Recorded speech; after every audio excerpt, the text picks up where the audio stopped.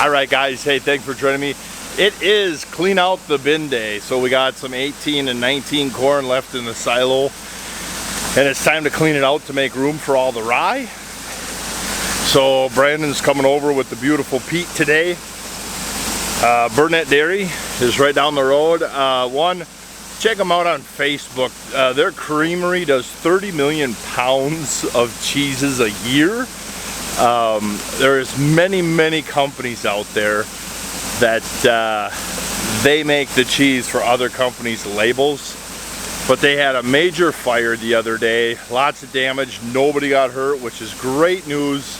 But if you see their Facebook page or on social media, let them know, you know, give them your care. And a lot of good working folks, you know what I mean, just your everyday person there.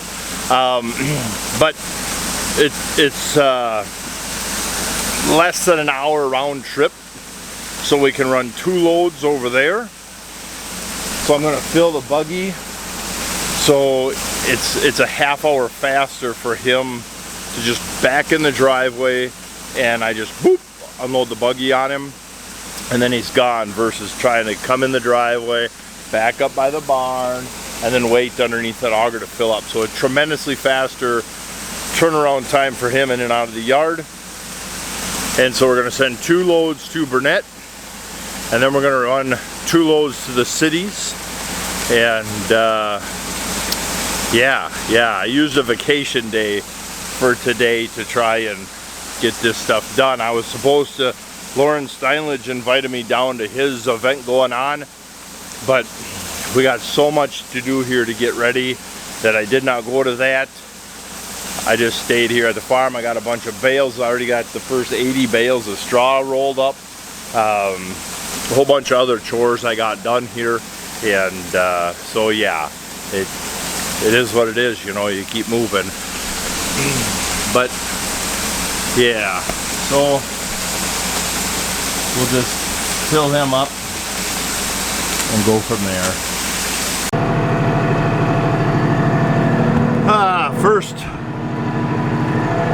First load. Let's get him out of here, and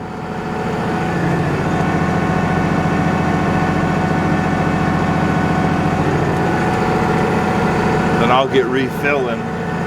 We're gonna get him done early today. I got some work to do this afternoon. Got more tractors coming into the shop. We got a case on the other side of the semi I started working on, and this thing they're going to try and start today, and start on that thing, the customer and dad together. And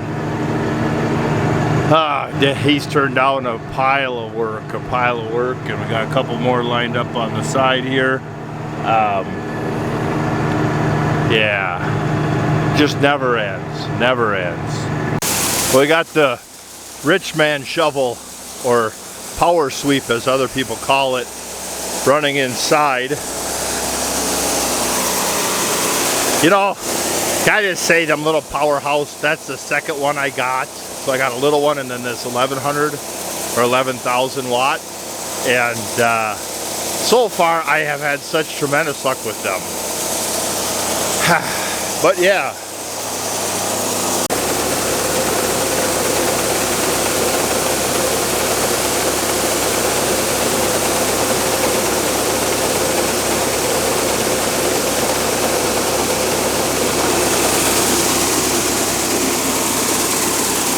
We'll just let everything run and do its job, and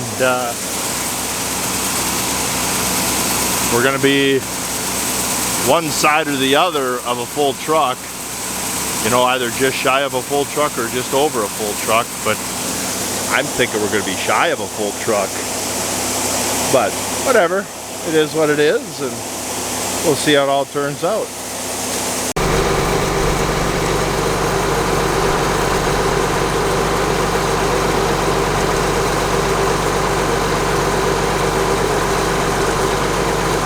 It just keeps flowing and flowing and flowing.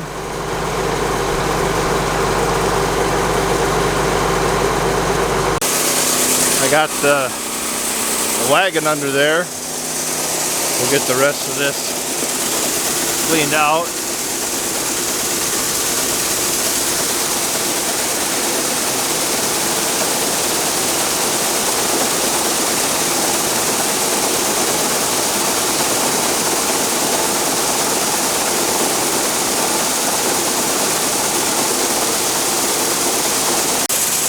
The wagon, I'll just run over to the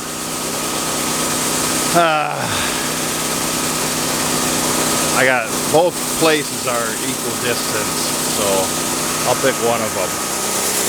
Well, there we go. He's nice and clean. I'll leave the sweep arm in there, I think,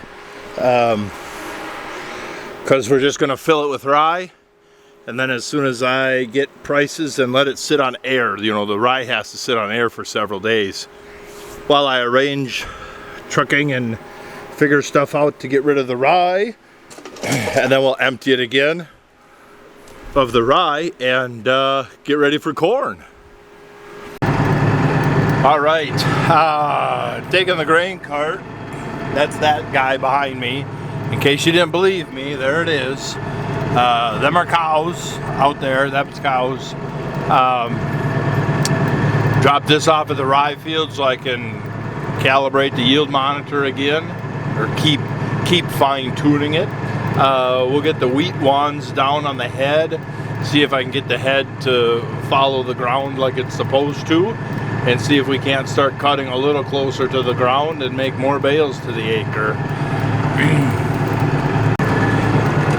As soon as I did get some straw bales made, so I made 80 straw bales the other day. I didn't have time for videoing it. It just too much going on, you know. A guy's got to keep moving, but between work and work, but you know, how pretty is the field? How nice is that? Gosh, that is really pretty to be out here. A lot better than soybeans.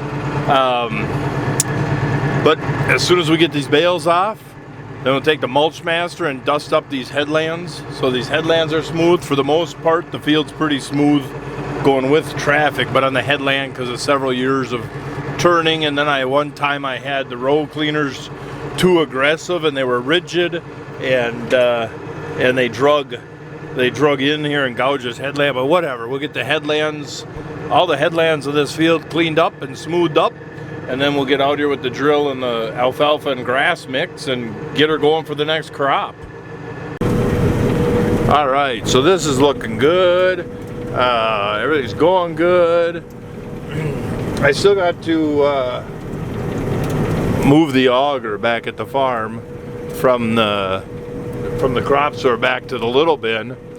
I got the wheat wands working, so my stubble height is a lot better and more consistent, and then the header can follow the ground. But I've only got 40 acres left, so I only got a couple hours of combine time.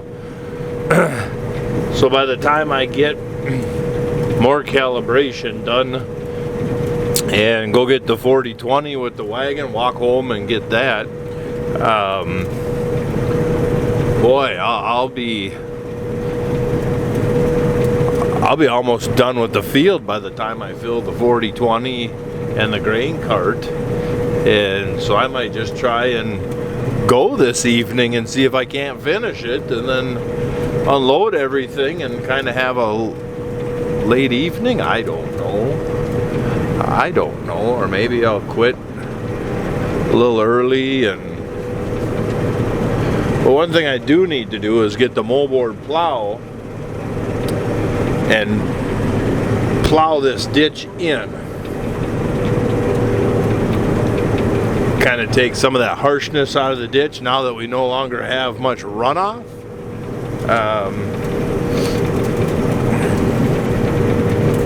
And then in that grass there where all them weeds are, there's a ditch in there. I can take the moldboard and plow that ditch in, because there's no outlet. So this ditch we just went through runs down and it hits that ditch and then it ends. There's no outlet anymore for it. And so I take the moldboard plow and fill that ditch in and then hit it with the mulch master. And then there's a 4-acre in the corner that we've never farmed. We've tried, but it's just a mucky mess back there. It's good high ground, but getting to it has always been a pain. And so I don't know, I'll see if I can't clean some of that stuff up with the moldboard and reshape the ground so we can make hayfield out of it.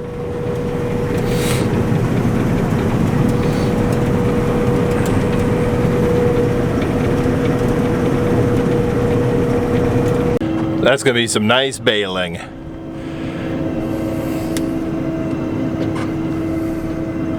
Nice long windrows. Oh yeah. There's gonna be a lot of bales there. Holy cow, there's gonna be a lot of bales.